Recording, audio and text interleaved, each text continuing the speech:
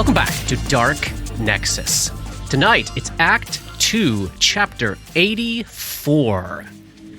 It's the morning of the 9th of Neth. We split time a little bit at the end of last episode, and we already made Dora's research roll for today. But let's pick back up and find out what happens the rest of this day as we wait for the return of the Sullen Starling and we wrap up our business in Thrushmoor. Upon waking, first thing in the morning, Victor can identify. If Johnny's willing to blow an extract, I'm happy to hand wave all the rolling, and let's just talk about the cool gear we pulled out of Iris Hill. You cool with that, Johnny? Absolutely. Extract blown. So, although, to be technically accurate, I would only be able to identify 6 things, and then I would have to blow another extract. Blow 2. I will blow 2 we extracts. have more than 6 unidentified magic items? Yes. Yes. Paul, Says Paul. that was not a dig at you. I just didn't remember how many. So let's pick up after Paul's failure and explain what these I was items looking are. right at Paul when I asked the question. Hey. Let's be considerate and accurate here. They're not Paul's failures. They're Dab's. That's true. Dabwick failed us. So, Weirali's armor is functionally a set of +2 leather armor. It is made from the flesh of something, perhaps denizen of Lang hide, actually, maybe? Probably. Essentially, it's the cannibal skin suit of a nightmare monster. But if you wanted to wear it, you could. It is yellow and very distinctive, but with some time you could dye it or something. And it's medium-sized, so the only person who it really makes sense for would be Dabs. And if Dabs wanted to wear it, they'd have to put it on while in a medium-sized shape and then not revert to their true shape while wearing it, because it'll change size with them while they do their Thousand Faces ability, but the instant they go to their true form, they would be drowning in this gigantic cannibal skin suit. So you think, Polly, about if you want to wear this inconvenient cannibal armor. Why would it resize for the different shapes but not for the true shape? Sure. So the magic armor itself does not resize, but any polymorph effect where you take the shape of another humanoid creature, It follows that. So it would flow with Dabs' supernatural ability, but it would not actually change on its own if Dabs wasn't doing that supernatural ability. Dabwick's not looking interested in that armor. Okay. The cultist in red was wearing a +1 chain shirt, as was Mellison. Those will probably go into the kitty. Mellison had a +1 rapier, which might pass to Barnabas based on some off-mic conversations we had, but wait, Robert, before deciding for certain. Okay. Mellison also had a ring of protection +1, which I believe we've discussed might go to Dora as the last person in the party who's not wearing one. Is that true still? I am not wearing a ring of protection +1. I would love one. Great. Mellison's golden tiara is, are you ready for it? A headband of inspired wisdom +2, which I have to assume goes to our buddy Dabwick. Unless that's a roll-off situation. Oh, no. No. The giant tome sitting on the chair that Mellison left behind her is still unopened. The magical longsword you stole from the Lowell's family crypt is a +1 longsword. Now, think about what you want to do with this. Victor could use it as a magical slashing weapon that does a lot more than the War Razor, but it's not a finesse weapon. Grip obviously can't wield it. Dabs can't use it. Dora's not proficient. But it could go to Barnabas. Barnabas is proficient, and it would do more damage than the rapier. So something to ponder there, Robert. Of those two things, I would picture him more interested in the rapier. Cool. Did you think, just off the top of your head, does Vic want to grab that for now, Johnny, or we'll just keep it in the kitty for the moment? I think keep in the kitty for the moment. Sounds great. Okay, the blue robes that Rumatri was wearing are pretty exciting. Here we go. They are a mnemonic vestment. Oh, my God. Again, the surface of this delicate blue silk robe is adorned with all these tiny embossed runes across its surface. If the wearer is a spontaneous caster, once, Katie, this was literally created for you. I completely forgot about all these magic items. I'm having the best moments of my entire life right now. If the wearer is a spontaneous caster, once per day, She may use a spell slot to cast a spell from a written source, such as a scroll or spell book, as if she knew that spell. Activating the robe is not an action, but casting the spell otherwise works as normal, including casting time, providing components, etc. Using a mnemonic vestment does not consume the written source. Oh my god! You just use it over and over again? Yes. So the spell has to be on your spell list. It has to be the same spell level or lower than the expended spell slot. And in rules as written, it's supposed to be the same type of spell, either arcane or divine, but I am jettisoning that Thank you. in favor of giving our psychic spellcaster one tiny little window of a slight more flexibility. And also, I just love the image of Dora carrying around a bunch of scrolls and somehow activating the magic without actually Oh my God. casting the spells. Sweet. Pretty I cool. need to know all of the scrolls in the inventory right now. So that means the high-level psychic spell scroll Yes. that she has, when she gets to that level, I don't need to take it because it's on could the then scroll. just cast it from that scroll Once a day. Once a day, over yeah. and over. and over and over and over and Yep. over again. Yep. It's amazing. It's amazing. that's pretty You cool. see where I'm coming from now. This It is very exciting. It's one of the coolest items in this What's book. the cash value, just out of It's curiosity? freakishly low, only 5,000. Oh, that's weird. Let's get 3 more and I'll just change them out. So as far as the stuff you found upstairs in Iris Hill, remember, Katie, the magic mithril bookmark? Yeah. This is a book plate of recall. So it's a metal book plate inscribed with your name now in Draconic. When the book plate is glued to the inside cover of a book, the named individual may speak the title of the book to summon it from anywhere, My God. as long as it's not in someone else's possession. If the book is in the possession of another creature, the spell does not work, but you immediately know who the possessor is and roughly where they are. It's so cool. Wow. And you can change it from book to book? Yep, absolutely. Man, best thing ever for a wizard. Yeah, it really is. Be like, I need my spell book now. Yep. So cool. The vial of magic oil that you found inside the room where perhaps you all had been drugged and sleeping is an oil of silence, which, when applied to a one- or two-handed firearm, renders the firearm silent for 1 hour. Say what? Victor. Sweet. Yes, so this is actually a So you could kill one of us in our sleep now. Yes, and then I you can would kill like all us of you in back. your sleep. Yeah, that's true. So this is Why wait? everybody's dead.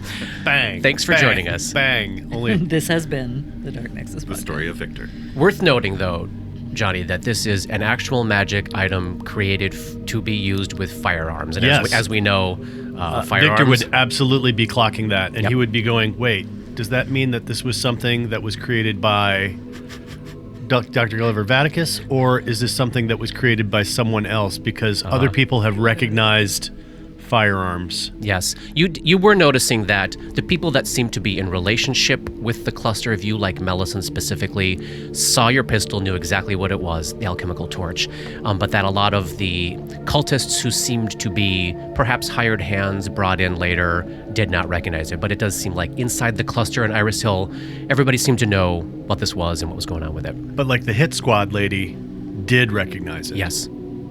So that's You're the talking part. about Reese? No, not Reese. Part of Reese's hit squad, like not her. Yes, that is true. You probably would be thinking that group was well prepped to do that mission. Ah, okay. This is what you can expect from this group. Can I? Is there any kind of marking on this vial of the oil of silence? Can I check to see if it any markings or anything that would lead me to believe that this was done by Vaticus? I think, you've been able to spend some time downstairs in his lab. Yeah. This does not seem to be, it doesn't seem as though he was brewing potions or oils down there. He was focused mostly on alchemical stuff. So it doesn't seem like it came from Vaticus. Also, he's not a creative guy. he copied it from somebody else, or No he got comment. given it from No somebody comment. else. Okay, Will now not I got engage another with your wormhole paranoia. to go down. Inside that little cluster of stuff in that bedroom, you also found a pearl, which is a pearl of power, 2nd level. I assume also going to Dabs as the main one that can use it. This is a huge haul for Dabs out of here. Can you explain what a Pearl of Power does? Yes, once per day, as a standard action, you may activate the magic of the pearl to re-prepare a spell you have prepared and cast. It's basically what you were doing with your action points near the end there. This will let you do that once per day for free. For a second level spell or less. I think it's actually only just a second level. spell. I think they're all keyed to a level. Okay. And that's a but- once a day thing. It is. Lesser Restoration is certainly a level spell.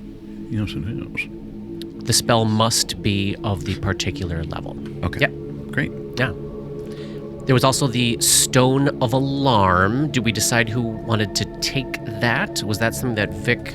I think I would probably take that unless Dora really wanted it. Nope. Okay. Scrolls. You have scrolls of dismissal, cure serious wounds, sending, 2 of sepia snake sigil, and 1 of sea invisibility. Now, obviously, the cure serious wounds probably go into Dabs, I'm guessing. Katie, you may want to check dismissal, sending, and sea invisibility, because if they're on your list, there's maybe options for you with your See new invisibility is. Great. Because Victor already has that. I'm sure sending is. It's gotta be. And as far as the sepia snake sigil scrolls go, this is a spell that's on Barnabas's list, I believe. They also have a sell value of like close to 400 gold pieces or so. So if you wanted to get rid of that weird little spell, you certainly could. In terms of stuff that was already sitting in the loot pile, both Stasi and Barnabas were looking for AC boosts. There is 1 Amulet of Natural Armor +1 sitting around unclaimed. There's also a Cloak of Resistance +1. Since Barnabas's armor class is still lower than Stasi's, I might recommend the Amulet goes to Barnabas and the Cloak to Stasi, because I don't think Stasi has a cloak yet. They could both also take one of the Masterwork longbows if you wished. And this Wand of Scorching Ray floating around could potentially go to Barnabas because he can use it. Yeah, Sound good? let's put that in his hands. So after gathering everything together, you're sitting on over 10,000 gold pieces worth of jewelry. Perhaps unsurprisingly, this town's economy cannot really sustain taking all that stuff from you right now, but it's in your extra dimensional bags, not taking up much space at all. You're also sitting on this big old pile of masterwork armor and weaponry. Now, based on some of the stuff you all have been talking about between sessions, notably wanting to try to leave the town with as much useful stuff as you humanly can, I'm wondering if you just want to straight up donate that, especially since a lot of that gear already belonged to the town in the first place. From the gear from the militiamen turned into juju zombies, etc. That seems just. Yes. No, it's just ours now. Could Grip use the Cap of Human Guys? I'm gonna need a head slot free for this Band of Inspired Wisdom +2. And the Cap of Human Guys would mean, like, if you wanted to not look like Grip. Why would I not want to fucking look like this? I don't know. I mean, we're going to Casimir. They might know you there too, but it might be a little hard to, I don't know. It's going to be different there than it is in this town. It's an option. Doesn't feel like him. Thank you. I appreciate the thought, but Okay. Grip is as Grip does. What about Vic? It's a little disguisey. Absolutely. Yeah, that seems up both Vic's alley and Johnny's alley. Cool. So, the morning block on the 9th probably will be the block where we're going to focus on therapy. Trying to wind down from the continuous tension and anxiety of the past week and tend to our sanity scores, which are Dora's got 15, Grip's got 15, Victor's got 13, Dabwick's got 8. It's a big mess of madness going on. We had done a little discussion off air, and tell me if this sounds like a good place to land for today. We talked about maybe Dora talking with Tolman, Dabs possibly talking with Elburn today, Grip and Stasi, and Victor with Nasa. Does that sound like a plan for today? Sounds good. Yeah. Great. So, Can't wait to hear the Grip and Stasi every session. yes, that was the first thing I was going to ask about. What does that conversation look like? I think he's... what is he concerned about? He's concerned... The things that trouble Grip right now are not knowing who he is. I mean, that seems like dumb and broad, but he's... Is he like wrestling with that for the first time, really? I think for the first, like, he's been wrestling with the glimpses of who he was in Thrushmore. Yeah. And what that means. But I think right now he, for the first time, he's looking at leaving Thrushmore to do whatever is next.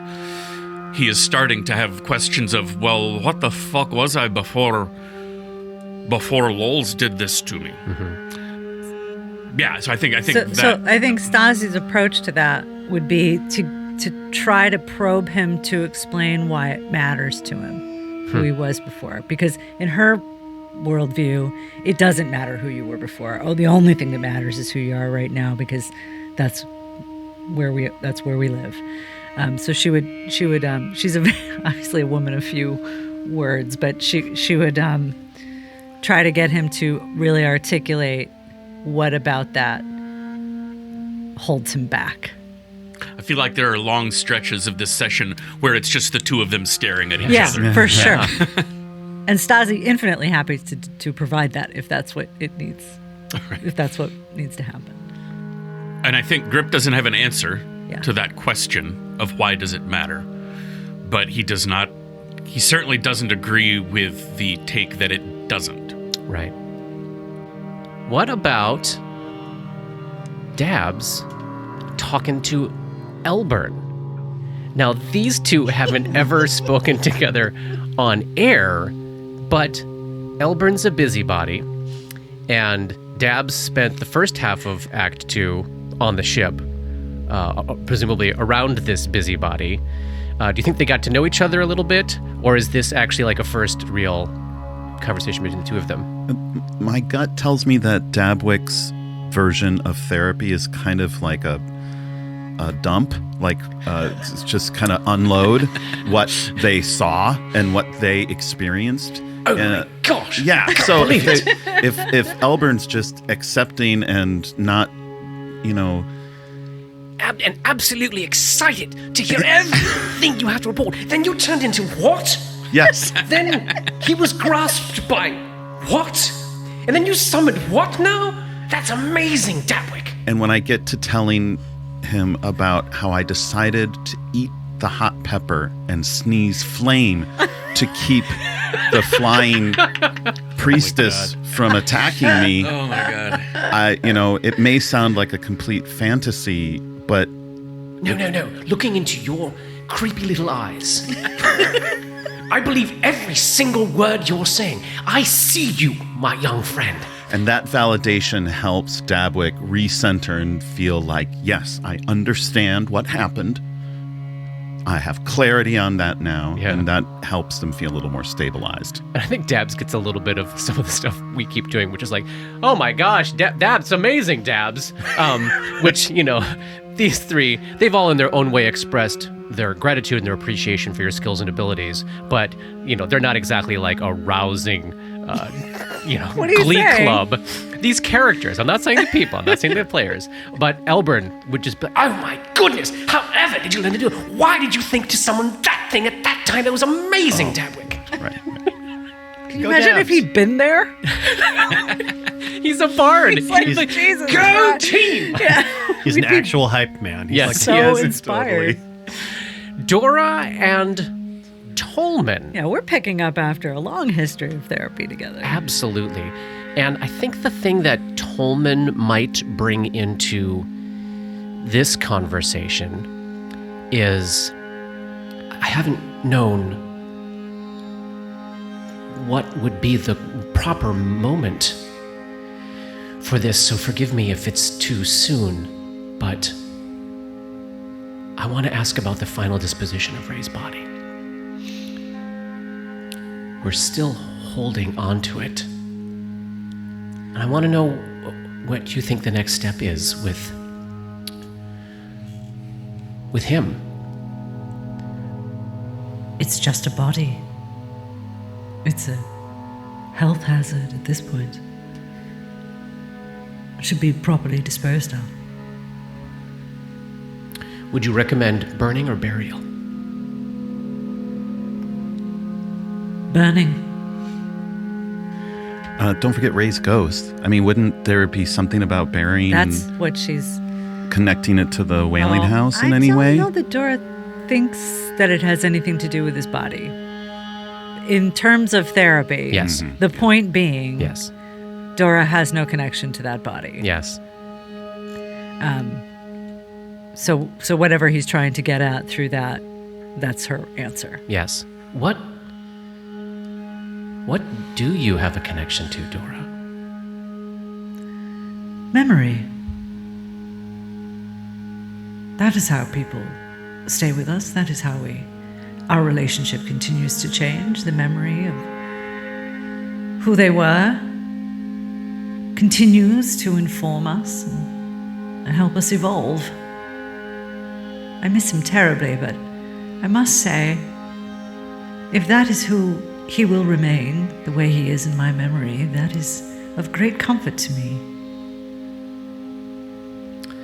You know that so many people here look up to you and look to you.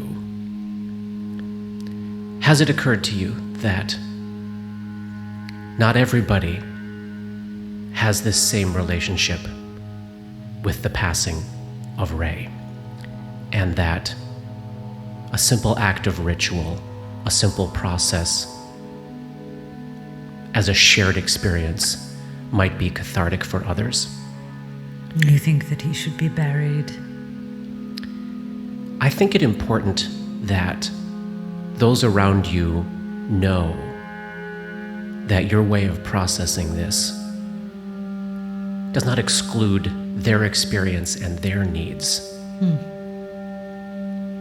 Personally, I understand where you're coming from, and I feel like knowing what, to a certain extent, you're going through, this may be the healthiest way to approach a life that is now very chaotic and will probably be subject to many, many losses. But you are part of a community, whether you are ready to accept that or see that yet. And the way you treat this body will be processed by people. I understand. If you think that it would help others to have a ceremony, bury the body and say goodbye again, then of course I'll participate, even lead it if you wish. Though, I'd hate for it to feel false. So perhaps I'm not the best person to lead it, but I certainly can be seen, be present. I think your presence and approval would be meaningful for people. Well, then yes, of course. There's something distant about Dora right now, and that's Is that the it's on purpose. 15 points of sanity damage also Yeah. talking? Yeah. Yeah. I think he's aware of that. She doesn't want to perform grief for someone else. Yeah.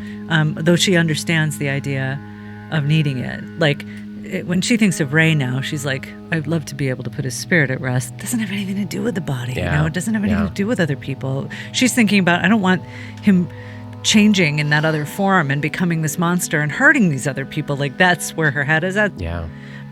But she hears him. She certainly can reason that he's correct and will participate. But the doubt and the fear that it will seem performative is quite real and present for her. She doesn't have perform as a skill. Yeah, But she does have diplomacy. Like, that it's very much like she gets it. It would be worthwhile and she will do what she has to do. Yes. But it is not from her heart. Some of the, I forget which chapter it was, but you had talked a little bit about of Dora having slightly approached that last foray into Iris Hill as if not specifically a suicide mission, Yeah. as maybe If this is the end, it's okay. Right, I've lived a life. And Tolman is just wanting to check in and touch base and make sure that Dora realizes, however she is able to hear it right now, that she has a community. Yeah, I think she is very deep in the middle of Yes. that mindset of shifting from, I did not think I was walking out of Iris Hill, and I'm not quite prepared for what is waiting for me out there. Research, very comforting. Sitting in a dark room talking to Tolman, very, very comforting. Yes. Everything else a little bit not so comforting. She's probably a little jealous of Grip and who he got to have therapy with today, because that's the sort of vibe she thinks she can handle. Right. But I don't know if Stasi would have challenged her worldview. She definitely would have. Victor and Nasa. Oh, pirate therapy.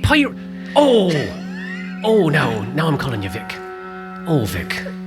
You've been through an experience, haven't you? Oh, that's right, I have, but that's not why I'm here. Oh, right then. What do you want to discuss? Well, this isn't about me. This is about you. Right. Great. What about me? Well, I've been thinking a lot, and this town's been really through it, and there's a lot of kids in this town that they're kind of bereft and they've lost their way. Oh, that's very true. Very true there. And I saved some of them the night of the retribution. Oh, little Pop. He's wonderful. Yeah, little Pop. And you've really been kind of a rock for us. Oh. Back on the island and now here. Oh, Victor. You can call me Vic. Vic. Oh well. I know it's weird. This whole thing is weird. It's very strange. It is profoundly weird. But I think that you, working where you worked, can come to terms with it better than a lot of people. I'm trying my best. Now, I don't know if you've thought about what you want to do next, but I had a thought, if you're open to listening to it. Well, do you mind if I grab Mira as well? Of course. She brings Mira into the conversation. They sit together, holding hands, and we've been discussing what we might do after this. But if you have a thought, we'd gladly hear it. Well, like I said, I've really been thinking of you as kind of like a rock, like an anchor, someone that's really held us all together. And I think you'd be great at doing that in this town too. For all the children and all the people that need help. I mean, there's not a place of worship anymore. There's not like a place where people are able to go together and to be together, to have a sense of community, or a place for all these children, And I was thinking that maybe we could set up some sort of, I hate the word orphanage, but something like that, and maybe you would be willing to run it. Oh, Victor, that's a very thoughtful idea. I mean, we got some funds. I know that our job's not done, but maybe this is some way that we could give back to Thrushmore for everything that we've taken from it. Well, I think I might be open to that. We were talking about what's going to happen to the stain now. Does it turn back into a bar, or does it? And what happens to? There's a whole other chapel right outside town that also fell down. That's right. That also fell down. Yeah. We missed that one. I've got an idea about the stain too. Don't you worry about that. Why do all the chapels fall down in Thrushmore? Oh my God, that's a great question, isn't it? It's a God's blighted place. Yeah. But so I think that for him, because he's so sort of paranoid and stuff, he doesn't recognize that he needs help. Yes. But that in trying to help others, it gets him out of thinking about himself and thinking about his own concerns and Yes, worries and I stuff. love that. You would see Mura probably processing this idea with a kind of a knowing nod, like, I bet that's what Nesa's going to decide to do in the end. Nesa, in the moment, I think feels a little overwhelmed by the thought of suddenly being responsible for all these kids, and is also recognizing in Victor that Victor needs to talk a little bit about how the town needs help, and seeing that that is also good for him at the moment. I mean, I truly think that he thinks of, like, the sheer destruction and mayhem that they caused this town over a decade. Yeah. Like, they're responsible for having left the town the way that it was. Sure, they saved it right now, but how much better would it have been if they hadn't been there in the first place? Saved it from themselves, in a way. Yeah. Yes. Great. Katie, give me a wisdom check for Stasi. Ooh, natural 20 Oh. for a 25. Does he get extra? Yay. No extra, but you do get to add your wisdom modifier, or reduce sanity damage by the wisdom modifier. Is that 4? It is 5. Oh, wow. So Grip's down to 10. Sweet. Thank you. For Dora, rolling here for Tolman. Never fails. You're down 2, so that should be 13. So Grip has less sanity damage than Dora at the moment? Yep. Yeah. Neener. What do you mean? I'm winning. Here's Nesa for Victor. Nesa does not hit the 15. Sorry, buddy. She's too focused on all the things that I'm throwing at her. Yeah, it turned into a counseling Nesa session for a little bit. And here's Elburn. Natural 20 for Elburn. Albert and Stasi need to go off and have an adventure together. So that's 2 Start for a Dabs. practice. Yeah. Yeah. All right. Roni and Dora at 13 in the lead. Grip at 10. Davwick at 6. We have some lesser restorations too, don't we, for today, or no? At the moment, Dabs has not Oh, re-prepared. right. That happens tonight. Happens tonight. So then in the afternoon block, we know that Dora goes up to Iris Hill and begins the research project, which we discussed last time. I believe Paul was talking about spending part of one of these days, maybe it's today, looking into the rat situation inside that house and seeing if they can take care of it. And knowing that Dora is going up to the house alone, maybe that's something they could do together. Absolutely. And also, if Dabs is going to be going down into the basement to possibly tangle with the Rat King, maybe Grip might want to, maybe we want a little Gripper in the Dabs for this little block there, unless Grip has something else to do today. Yeah, I'll go keep an eye on Call me if you need me. my little friend there. And then, is today a good day for Victor to train with Faustin, Johnny? To finally finish Oh my God. and get point blank shot before the end of this campaign. Oh I my think God. that Oh would my be God, it only took 84 amazing. episodes. I'm about to snap my fingers, and when I snap my fingers, Victor has that feat. It's time! Yay! Oh my gosh, amazing. I'll pop back in on Gripper and the Dabs in a second here, but is there any conversation you wanted to have with Valston as you're finishing up this training? Absolutely. Okay. Absolutely. So Valston, I want to say thanks a lot for helping me with my aim. I really appreciate it. My pleasure. I'm sorry it took so long. It feels like it's been like 3 years. Yeah. Longer sometimes. Sometimes. Yeah. So have you thought about what you wanted to do, when the boat takes off and everyone kind of moves on? Well, I'm not going home now, I know that. And I had put some thought into, Danae and Jared took off. And a few of us are a little worried about, did they make it anywhere? Did they get captured? Are there bandits on the road? What's going on out there? I'm thinking about how these roads, how we free up these roads, how people can travel out of here. Or are we all stuck here? I don't know. Victor, I'm a little bit at sea here. Yeah. You're like a second son from nobility, right? I remember you talking about your dad before. Aye. Not a lot of future there. Yeah.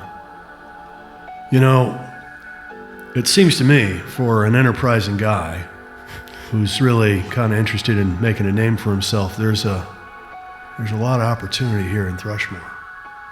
I mean, right now, there's really no one in charge. And someone who, say, came in and, set up and really stabilized the place, sort of set up law and order, got the military going again, started rebuilding, looking into making sure that everything was settled and stable and everyone was happy and healthy. Well, a guy like that, he could pretty much write his own ticket. I love the way Victor talks now. I'm like getting a window into this new dude, and I'm loving it. Well, at some point, the crown's gonna come back here, aren't they? Yeah, and what do you think they're going to do for, I don't know, say a guy who's a second son of nobility and has really put himself out there and kept the city together and maybe even had, I don't know, at that point some taxes to show for it? Well, I do have the experience of training recruits. I do have some experience with giving orders. Folks seem to listen to me. Keeping people alive, it's kind of important. We've kept a lot of people alive, haven't we? Yeah, not enough, but some. And as the training continues, he seems to want to focus on the fidgety mechanics of aiming and distance and stuff, but you can tell that he's cooking on this idea in his head. It's really fun, Johnny. I think it's something he probably would not have thought of on his own because he's still stuck in this I don't deserve anything is kind of what his background taught him. And he tried to have this ambitious set of goals for himself, and he gave up his idea of what that meant to his dad, and you've given him a framing. You've given him a framing for what he might do with that in the days to come. I got my feet. Gripper and the Dabs. Dabs. Gripper and the Dabs. Tell me what your thought is on how you want to handle the Rat King, Polly. Remember, the Rat King is between could we possibly 6 forget? and 12 rats with their tails knotted together who share a hive mind and empower all rats in the area to be more virulently disease-ridden. Guess how were you thinking of tackling this that you volunteered me for? Try not sending them upstairs.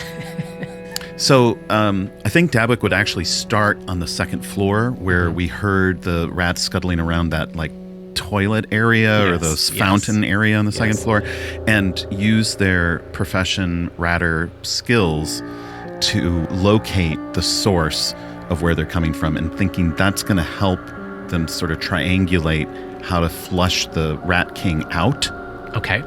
So first, contain the swarm. Make sure the swarm is find the source of the swarm and cut off the source of the swarm into the house, and then use that and the well to figure out a way to force the Rat King to the surface. That's fun. I got an idea with that. So if the first part of this job is corralling and trying to start to move the rats down out of the top floor in the living space, get them away from Dora so that she's safe up there. I think we can use a combination of profession ratter and fucking intimidate for grip as you're Intimidate the rats. Well, but you're basically like smashing through them, making yourself seem like an undesired, like trying to attack people up here is a bad idea. Why don't you two of you give me a check? Why don't we have you aid Polly's check, Robert? Okay, so this is the intimidate. This is intimidate.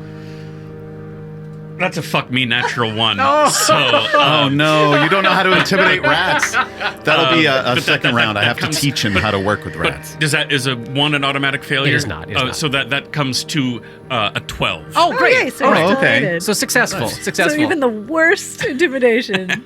And a 15 on the profession ratter check. Oh, fantastic. So through the course of this afternoon, Dabs and Grip are able to scare, lure, and tempt the rats out of the walls and the floors of the second floor, down this, what it seems to be the source is this pipe system for the wash basins, down into that, which then goes down into the first floor, and you're able to corral them, get them downstairs.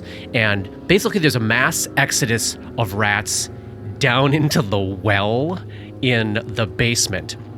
You were contemplating. Yeah, so I was thinking if I were going to prepare spells, Yes. I would do stone shape to seal up the well. Okay. I want to find a way to keep the rats alive as much as possible, but to keep them, just get them out of the house. Yeah. Why don't you...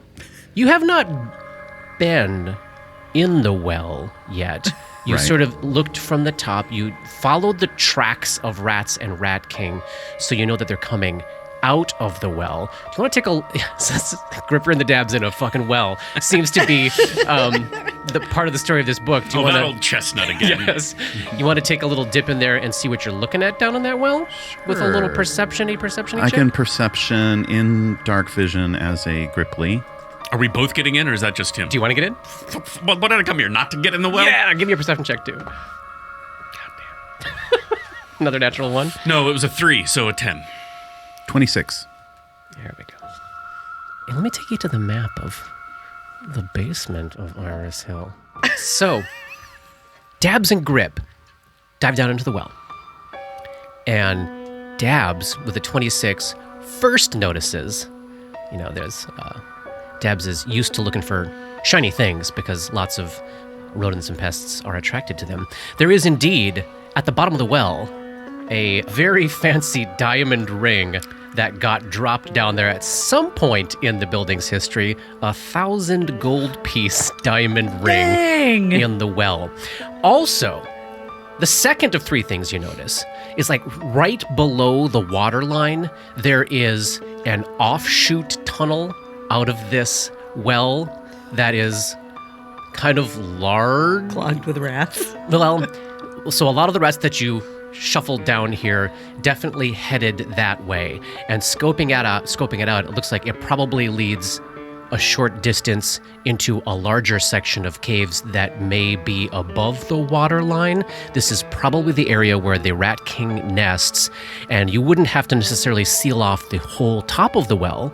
If you didn't want to, you could. Cool. You could just actually seal off this side tunnel.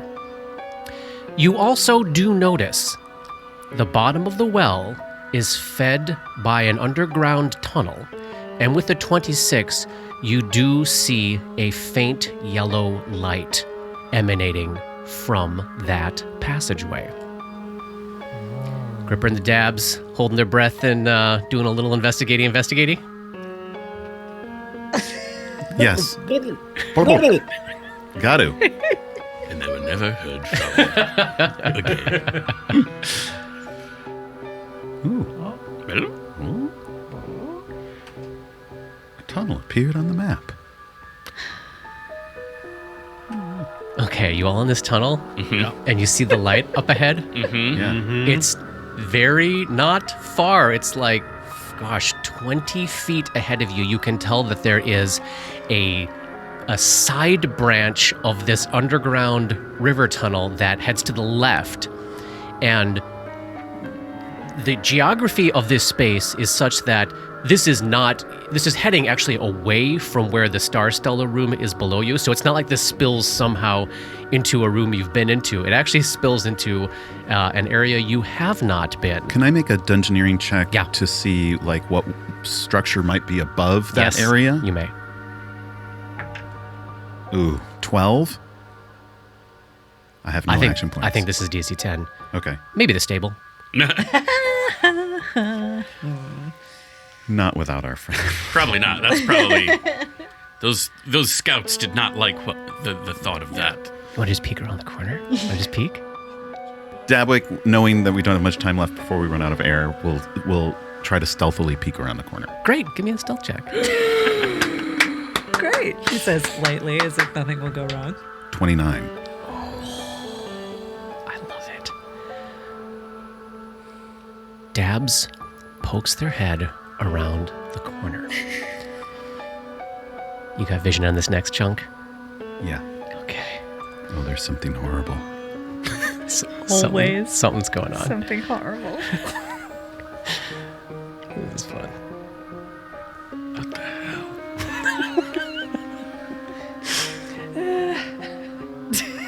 So Dabs pokes their head around the corner and can tell that this waterway, after about 15 more feet, opens up into an underground cave that seems to be mostly above water level and significantly larger than anything that from the area where the Rat King was coming from. And Dabbs can see, sitting on the edge of the water, like the edge of where there's like a small pond in this room, there is a torch stuck into the soft soil that is magically glowing with yellow light. So like, obviously. The soil is glowing? No, or the torch is like magically... a continual light Gotcha, okay. torch, basically. Yep. And it is on the ground between two things.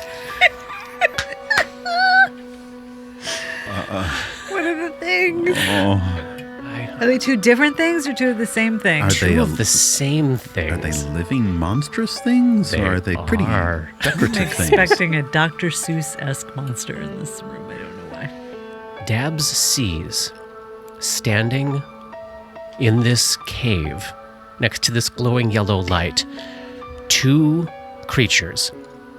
They're roughly human-sized, so like around 6 feet tall, with these big barrel-shaped bodies with ridges running up and down and side to side, with a head shaped like a starfish whose arms end in eyes, with a stalked feeding tube sort of like lolling out the center.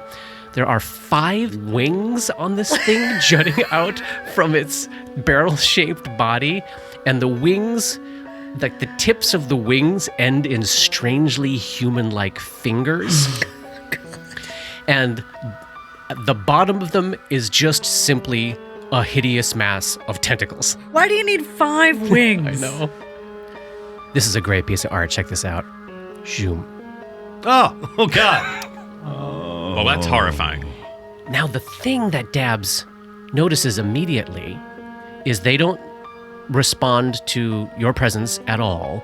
And in this little moment there where you're staring at them, they seem to be slowly breathing, and like feeding tube is kind of lolling around at the top of the mouth. They seem to be sound asleep.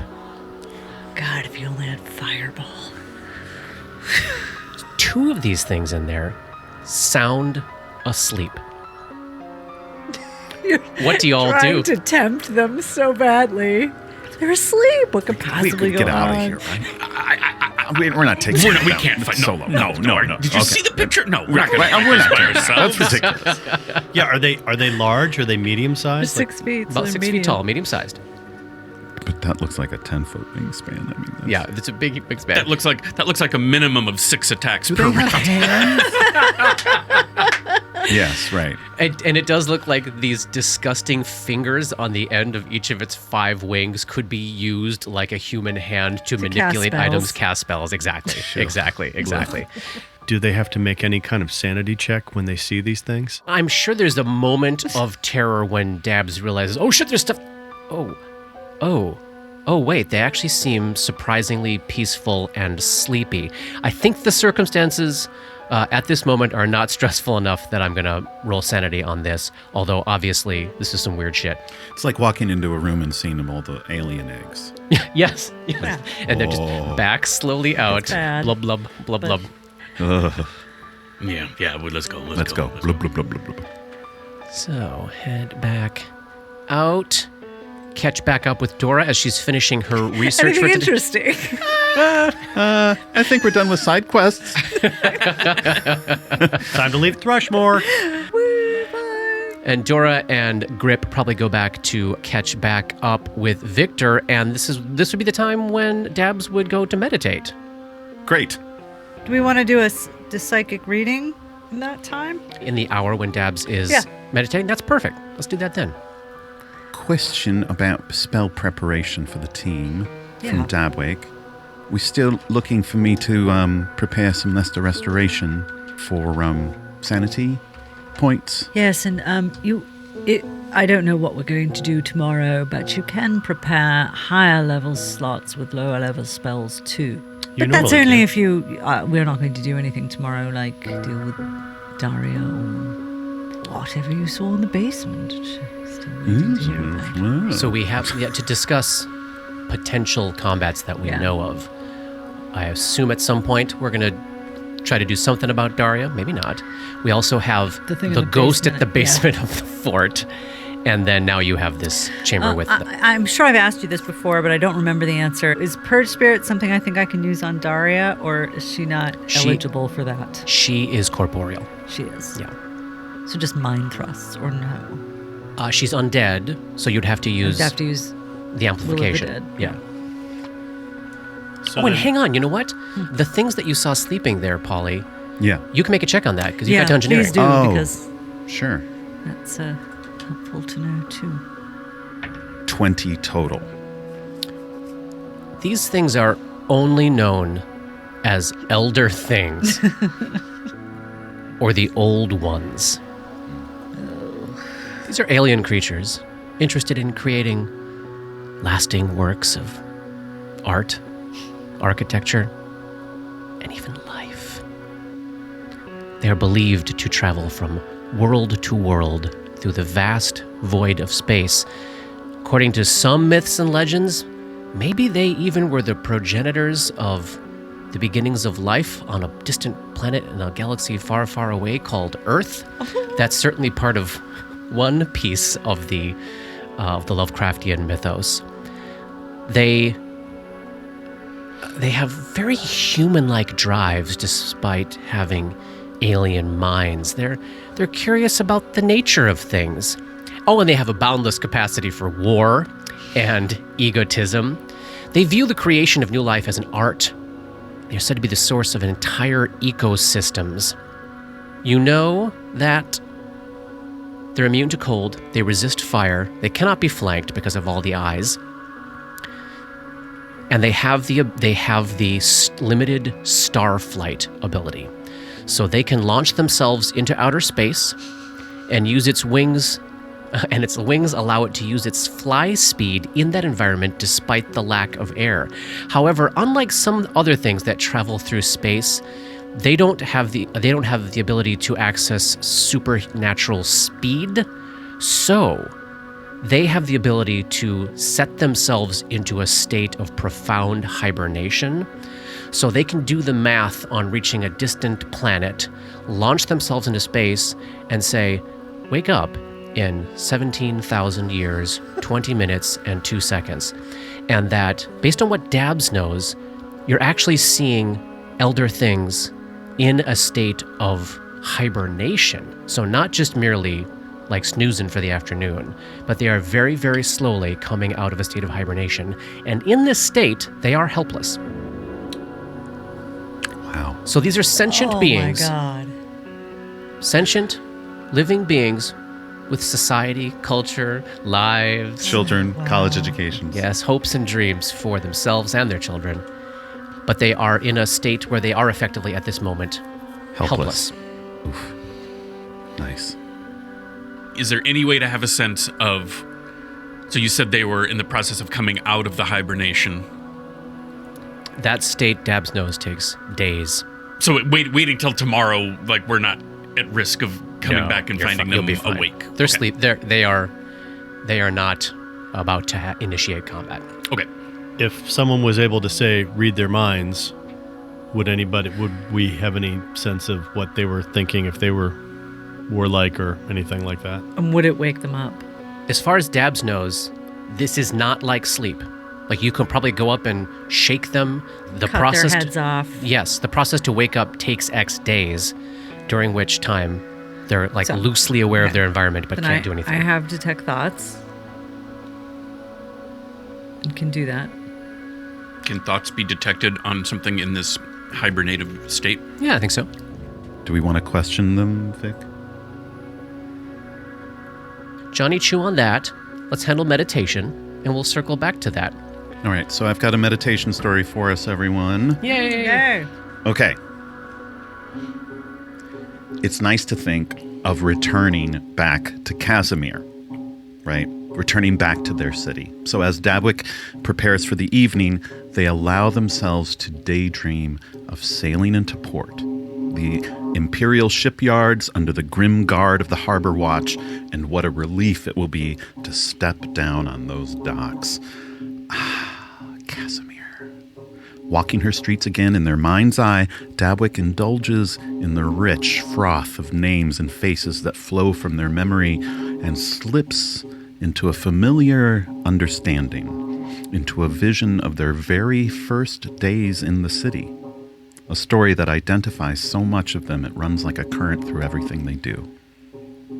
Now, if you don't know this about them yet, Dabwick has a way of seeing things and a way of understanding them that edges towards the allegorical and symbolic. So what they see today during the meditation is a series of 3 snapshots, short scenes, that tell the beginning of their story in landmarks. And the first image here is a halfling couple. They are huddled against each other, wrapped in layers of blankets, walking briskly down an alleyway. The fellow looks up at each door for a sign as they pass. His face is young, serious but kind, and the young lady, yes, she's carrying a very wee bundle that she can't take her eyes off of. They arrive at a small door, a halfling door, with Truewell's Orphanage painted in stately letters on a small plaque above the doorframe. The young man gently touches the young lady's chin, and she looks up, sad but not unhappy, determined. She speaks first. Desna tells us that a star cannot see its place in the sky. Remember this, Finn. We must keep running, but Penelope's got a real chance here. I know it, love. With a warm smile, one hand on her shoulder and his other hand on the child's head, Finn turns his face to the new moon shining above Casimir and says, "Thanks to thee, Lady of Dreams, for leading us into the deeper mysteries of the art. Be with us now and always, Finn, Lilibet, and our lucky Penny." He kisses the baby's head. And Lilibet's voice doesn't quaver when she replies, "Blessed be, in the hope we are born again and rekindled anew. We hang our hopes on your silvered wings and dream of new beginnings." They nod in unison. He holds the door for her and glances in both directions before following them in. Then Dabwick's understanding shifts, and now they see the back of this building, which, like all the other neighboring buildings, is butted up against the back of another tenement on the other side. It is a similar moonlit night. In fact, this second snapshot feels like it might as well have been the very same night, if not soon after, and it's a quick, brutish scene. The shape of a man is at a second-floor window of the building behind the orphanage, backlit by candlelight. There are others in the room with him, and he's reaching out the window with a pole towards the back of the orphanage and coming back with tiny bundles on the end of a stick, one at a time. And is that a wee fist we see poking out of the side of one of the little blankets? This last snapshot is inside a stonework tunnel of some sort, built of brick and mortar. Dappled sunlight filters through a grate 30 feet above us, and there's a space here about 15 feet in diameter that is mainly dry, a thin rivulet along one side. There's rats enough scurrying hither and yon, sniffing and chittering back and forth, that they are simply a feature of the environment. There's rats down here. Entering in a heavy swagger and crossing center stage, as it were, is an enormous dire possum. She grunts as she hefts a brood of fat, pink tween pups, clinging to her back and mewling in deep, raspy voices showing their needlepoint teeth. The family plods past us noisily and disappears from view just before we hear a tumbling of staggered steps, and a very small, skinny toddler with pointy ears and wispy red hair pops in. She's walking with the support of a thin stick and has that low center of gravity new walkers do. Plenty of scrapes and bruises and what looks like a wicked case of pink eye, but the kid's muscled in their scrawny shoulders and their teeth are looking good. Penny stops a few steps forward and raises their stick. shouting in a squeaky babble some indignant command before they start walking with the help from the stick, following the rodent stage right, babbling in frustrated grunts almost to themselves as they go. Dabwick opens their eyes, smiling a little at that. Plucky kid they was. And old Mum was a fierce teacher of self-reliance, if nothing else. In a moment of desperation, two young people placed their hope at the feet of the goddess of dreams and entrusted their child to her watchful eye. They could not foresee the dangers and disasters that would shape Dabwick's life, but they believed that Desna's luck and watchful eye for the travelers of the world would keep their Penny safe. And maybe she is? That's beyond Dabwick's understanding for now, but the thought is a comforting one, and with travel on the horizon, they don't mind the extra bit of luck, one bit. They found their footing in the darkness before, and they will do so again. Nice. Thanks. While Dabs is meditating, preparing their spells, we'll leave Paul to think a little bit about what that spell list might include for today. Dora has on her mind a psychometry reading. Which one do you want to tackle today? Well, I'll tell you, in light of the vestments, she's Uh-huh. now a little more curious about Tima's spellbook, but she will always do something someone else needs or wants before she do something that is purely in her own interest, so she will absolutely read Victor's rapier. Yeah, Dora, I know that you sort of found out a lot about all the rest of us, but You're new, aren't you? yeah, and I'm a little curious. I am too. Would you mind? Not at all. Thanks. So they gather up. You're so polite. It's What to refreshing. do with myself? I love it. So you gather up at the top of the dungeon. Sit down, cross-legged, with your crystal holding the rapier in your hand, and let's get that perception check. I have all my spells for the day. Wow. Right. Yeah, It's you a new do. Day, so You do, for I sure. will do that burst of insight Nice. and get a +4 on this check. Very good. So it's 25. You beat the DC by 10, so you get both of the visions I have for this object. Dora is holding the black rapier with the delicately and beautifully forged rose-shaped hilt in her lap. This weapon that Victor found out from Denman, 1,000 chapters ago, but still in this book, was a Varisian weapon, was probably a family blade. She reaches her mind into the river of time, and your first vision is a flash of chaos. A moment of heightened emotion amidst a pitched battle. You are in a forest at night. A small group of bandits, 3 to be precise, are attacking a merchant's wagon, protected by a platoon of armed soldiers. The bandits, 2 humans and a one-eyed orc, are in black, but one, the subject of this vision, also sports a colorful scarf. The bandit holding this rapier at this time in this fight wears a scarf of bright orange. He's a Varisian man, around 20, dark hair. He looks to Dora like he could be Victor's younger brother. The family resemblance is that strong. The assault on this caravan has just begun, and the situation is on a razor's edge. This should have been an easy job, but context counts, Gavroni Stoicha thinks.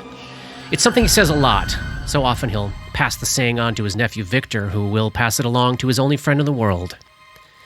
And the context here is that not only are there more guards than they had been told to expect, the owner of the caravan is here as well. And this damned cloud cover and mist have moved in and blocked the full moon, so it's significantly darker and foggier, and thus more confusing than they'd planned for. But the Grey Master favors the bold, Gavroni thinks.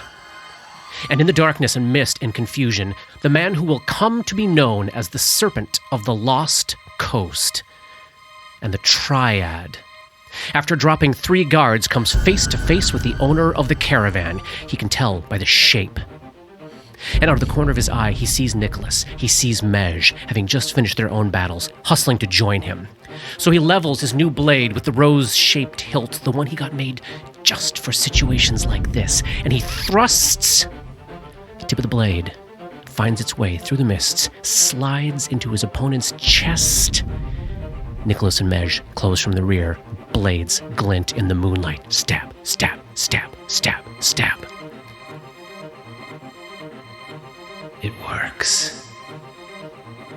And soon no one but the 3 bandits is left standing. Then, shoo, Dora is adrift again. This rapier is one of the objects with a longer lifespan that she has touched. There is a feeling of diving, surfacing. At first, Dora sees nothing, just blackness. With no visual at the start of this memory, Dora's senses expand in a way they haven't quite in other psychometric explorations. Dora smells a deep, wet, earthy aroma. She hears a distant scratching sound, like someone digging in soft earth.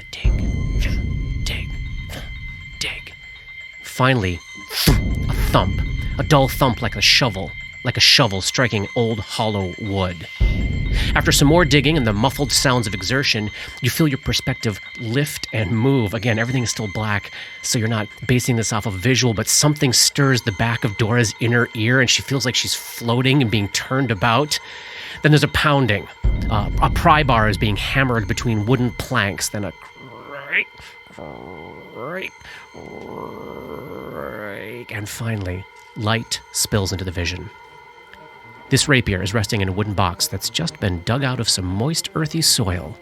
The lid of the box is lifted back, and you see a young man, probably in his 20s. Skin that will later seem leathery and tan now looks a bit redder and more sunburnt. No beard, no tattoos on his face. Yet, longer, shaggier hair, crappy clothes. The young man, he's calling himself Roni now, looks down into the box with his horrible dead eyes, and what passes for a smile crosses his face.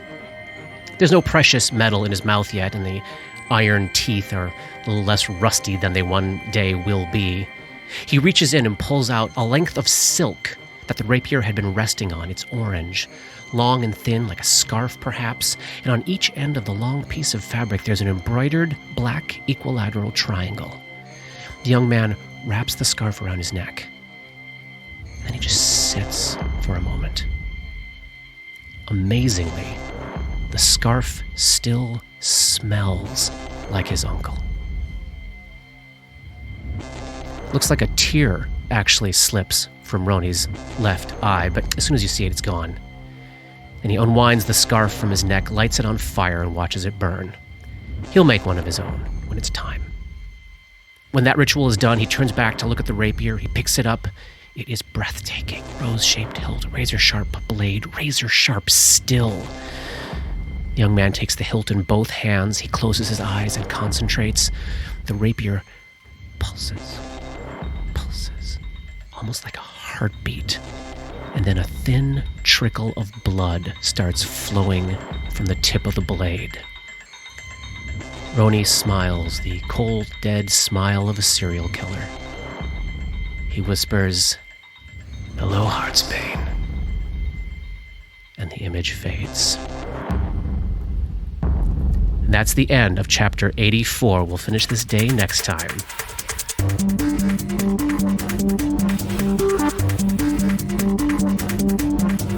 Dark Nexus is a creation of Plug and Hum Productions. This podcast uses trademarks and/or copyrights owned by Paizo Incorporated, which are used under Paizo's community use policy. We are expressly prohibited from charging you to use or access this content. This podcast is not published, endorsed, or specifically approved by Paizo Inc. For more information about Paizo's community use policy, please visit paizo.com/communityuse. And for more information about Paizo and Paizo products, please visit paizo.com. That's Paizo.com. Dark Nexus uses music and soundscapes by Sirenscape. Check them out at sirenscape.com. That's SYRINSCAPE.com. Opening and closing themes, along with additional music, composed by Rob Kauzlaric. Artwork for Dark Nexus is by Matt Wahlquist. Special thanks to Toy, without whose generosity this project would not have been possible. And thanks to DMCP, Richard and Ari, Paul and Shannon, Chris, Scotty, Jason, Jess, Joe, Chelsea, Matt, Dave, Darren, and everyone we've gamed with over the years for all the memories and inspiration. WTPK. Oh, Brilliant. Love it. Tag, That was season good. 2 tag.